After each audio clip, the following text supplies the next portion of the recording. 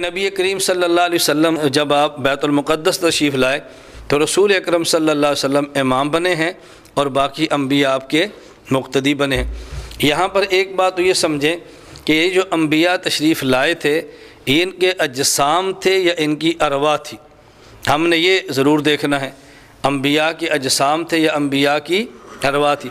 ہمارا موقف یہ ہے اہل سنت والجماعت کا کہ انبیاء کے اجسام مبارکہ تھے، انبیاء کے دنیاوی اجسام مبارک تھے، ان کے ساتھ آپ وہاں پہ تشریف لائے تھے جو آپ نے امام الانبیاء کے پیچھے نماز پڑھی ہے۔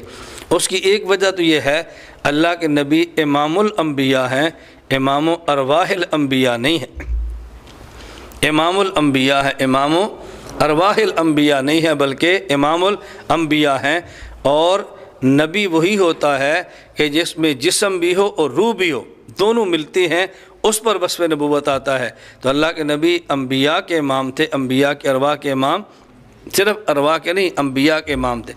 اچھا، دوسری بات کہ انبیاء اجساد اصلیہ اور دنیوی اجسام مبارکہ کے ساتھ تشریف لائے تھے۔ ملا علی قاری رحمۃ اللہ علیہ مرکات شرح مشکات میں تحریر فرماتے ہیں فَإِنَّ حَقِيقَةَ الصَّلَاةِ تَكُونُ بِالْأَشْبَاحِ دُونَ الْأَرْوَاحِ، نماز ہوتی ہی وہ ہے جو جسم کے ساتھ ادا کی جائے، نہ کہ روح کے ساتھ ادا کی جائے۔ تو جب انبیاء نے حضور کے پیچھے نماز پڑھی ہے، نماز وہ ہوتی ہے جو جسم کے ساتھ ادا کی جائے، تو ماننا پڑے گا کہ انبیاء اپنے دنیاوی اجساد مبارکہ کے ساتھ تشریف لائے تھے، رسول اللہ صلی اللہ علیہ وسلم نے ان کی امامت کروائی۔ اب اگلی بات سمجھیں، نماز کی تین قسمیں ہیں، ایک نماز ادنا، ایک نماز متوسط، ایک نماز اعلیٰ۔ کتنی قسمیں؟ ایک نماز ادنا، ایک نماز متوسط، ایک نماز اعلیٰ۔ ادنا نماز جس میں امام بھی امتی مقتدی بھی امتی، متوسط امام نبی اور مقتدی امتی، اور اعلیٰ امام بھی نبی اور مقتدی بھی نبی۔ تو اگر کوئی بندہ آپ سے پوچھے بھئی اس کائنات میں اعلیٰ ترین نماز کون سی تھی، تو آپ کیا جواب دیں گے؟ بیت المقدس والی۔ کیوں؟ اس میں امام بھی نبی ہے اور مقتدی بھی نبی ہیں، اور یہ جو سب سے اعلیٰ ترین نماز ادا ہوئی ہے، اس نماز کی کیفیت یہ ہے کہ حضور اکرم صلی اللہ علیہ وسلم امام بنے ہیں، آپ نے تلاوت فرمائی ہے، سورۃ الفاتحہ پڑھی ہے، اور جو پیچھے انبیاء علیہ السلام تھے انہوں نے رسول اللہ صلی اللہ علیہ وسلم کے پیچھے نہ ہی فاتحہ پڑھی ہے نہ ہی کوئی اور سورت تلاوت فرمائی ہے۔ اور سورت کو تو پڑھنے کے لیے کوئی بھی تیار نہیں ہوتا، فاتحہ پر لوگ جھگڑتے ہیں کہ جی فاتحہ امام کے پیچھے پڑھنی چاہیے، اگر امام کے پیچھے فاتحہ نہیں پڑھیں گے تو نماز نہیں ہوگی۔ آپ ان کو یہ بات سمجھائیں، اللہ کے نبی صلی اللہ علیہ وسلم نے فاتحہ اس نماز میں پڑھی ہے، اور انبیاء نے آپ کے پیچھے فاتحہ نہیں پڑھی۔ دلیل وَلَقَدْ آتَيْنَاكَ سَبْعًا مِّنَ الْمَثَانِي وَالْقُرْآنَ الْعَظِيمِ، اللہ فرماتے ہیں پیارے پیغمبر یہ فاتحہ ہم نے آپ کو دی ہے۔ جب ملی رسول اللہ صلی اللہ علیہ وسلم کو ہے، باقی انبیاء کو ملی نہیں ہے، تو اس کا معنی ان نے حضور کے پیچھے پڑھی بھی نہیں ہے۔ تو جو شخص یہ فتویٰ دے کہ جو امام کے پیچھے فاتحہ نہیں پڑھے گا اس کی نماز نہیں ہوگی، تو یہ فتویٰ حنفیوں پر نہیں ہے، یہ فتویٰ انبیاء پر ہے۔ ہم پر فتویٰ بعد میں آئے گا، انبیاء علیہ السلام پر فتویٰ پہلے لگے گا۔ اور قیامت کو اللہ رب العزت اگر یہ فرمائے کہ وہ لوگ کھڑے ہو جائیں کہ جن نے باجماعت نماز پڑھی اور امام کے پیچھے فاتحہ نہیں پڑھی، آدم سے لے کر عیسیٰ علیہ السلام انبیاء پہلے کھڑے ہوں گے اور ہم بعد میں کھڑے ہوں گے، انبیاء کی نماز قبول ہوگی تو ہماری بھی ہو جائے گی۔ اس سے مجھے ایک چھوٹا سا لطیفہ یاد آیا، آپ اس کو ذہن نشین فرما لیں۔ ہمارے بہت بڑے عالم ہیں ڈاکٹر شیر علی شاہ صاحب دامت برکاتہم، جامعہ حقانیہ کوڑا خٹک کے شیخ الحدیث ہیں۔ حضرت کوڑا خٹک سے لاہور تشریف لائے، ایک شاگرد ان کو ملنے کے لیے آیا، اور شاگرد نے حضرت سے گزارش کی کہ میں آپ کی دعوت کرنا چاہتا ہوں تو آپ ہمارے گھر تشریف لائیں۔ حضرت نے اس سے پوچھا کہ دعوت کی تین قسمیں ہیں، ادنا، متوسط، اعلیٰ، تم کون سی دعوت کرنا چاہتے ہو؟ اس نے کہا جی آپ تینوں کا معنی بتا دیں، میں پھر ہی فیصلہ کر سکوں گا کون سی دعوت کرنا چاہتا ہوں۔ حضرت مولانا شیر شاہ صاحب فرمان لگے سب سے ادنا دعوت یہ ہے کہ تم اپنے گھر بلا کر ہمیں کھانا کھلاؤ، کیوں اس میں ہمارا وقت بھی لگے گا اور کھانا بھی ہم کھا لیں گے، وقت ضائع ہوگا کھانا بھی کھائیں گے۔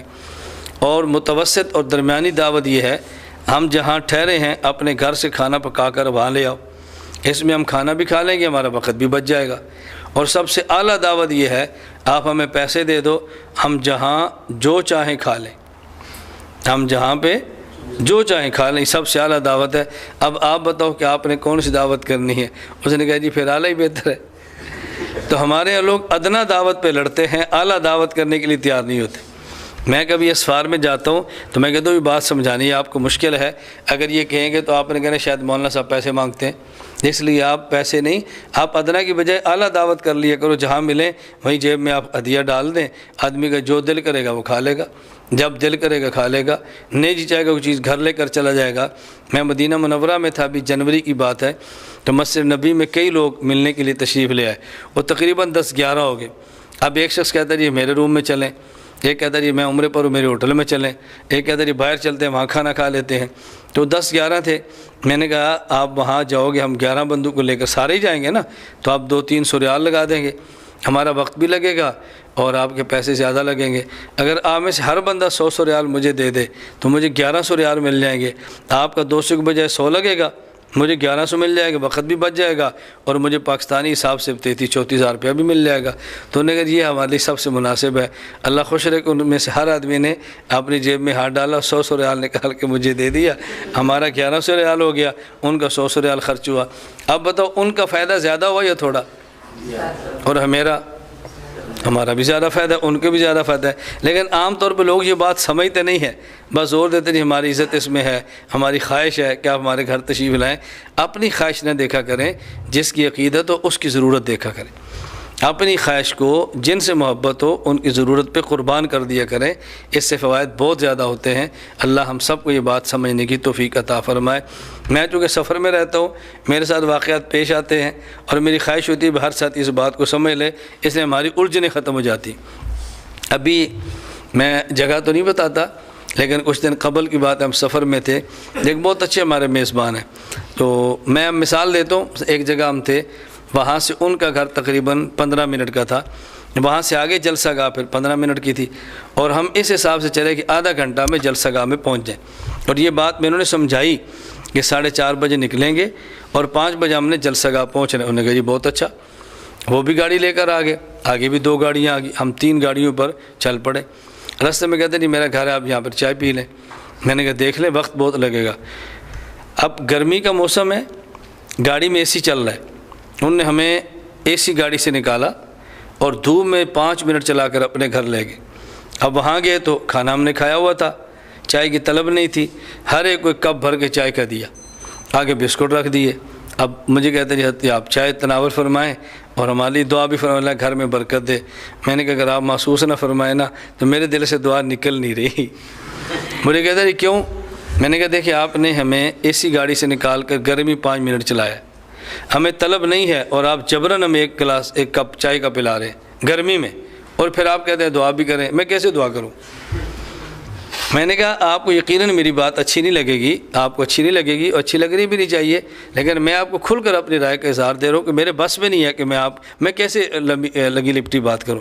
اگر آپ میری بات مان لیتے 4:30 بجے چلے، ہم 5 بجے جلسہ گاہ میں پہنچ جاتے، میں کتنا خوش ہوتا۔ اور اگر آپ کو بہت شوق تھا، دعوت تھا، آپ نقد میری جیب میں ڈال لیتے، مجھے کیا تکلیف تھی، ہم اگلی سفر میں آپ کے پیسے ڈالتے، سفر کے اندر آپ کے پیسے خرچ ہو جاتے۔ میں صرف یہ بات سمجھاتا ہوں، اللہ ہم سب کو بات سمجھنے کی توفیق عطا فرمائے۔ انبیاء کرام نے رسول اللہ صلی اللہ علیہ وسلم کے پیچھے نماز ادا فرمائی۔